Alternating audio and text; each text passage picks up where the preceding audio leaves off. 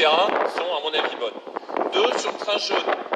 Ce matin, j'ai rencontré M. Allary, le président du conseil régional, avec lequel vous savez que la relation est quand même pas toujours facile entre la SNCF et lui.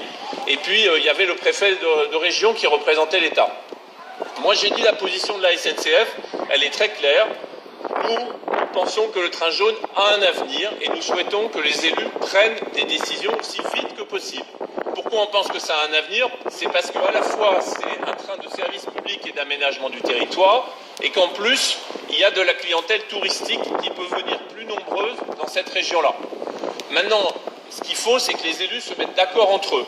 Et pour l'instant, ils ont eu du mal à se mettre d'accord. Certains ont dit mais il faut faire une société d'économie mixte. D'autres, ils ont dit il faut que ça soit la SNCF. Les troisièmes ont dit il faut que ça soit le train touristique. Nous, notre position, elle est claire. Il faut moderniser le train jaune. On est en train, vous savez, de moderniser la voie, un petit tronçon. C'est pour ça qu'il est fermé en ce moment. Mais il y a d'autres étapes à franchir. Et notamment, il y aura une question, c'est qu'est-ce qu'on met comme matériel sur le train jaune.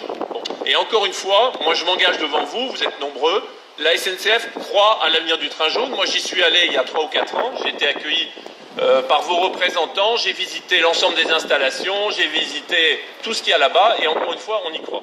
Troisième chose, sur les retraités... Il y a les ateliers de Béziers aussi quand même, monsieur, là-bas. J'arrive.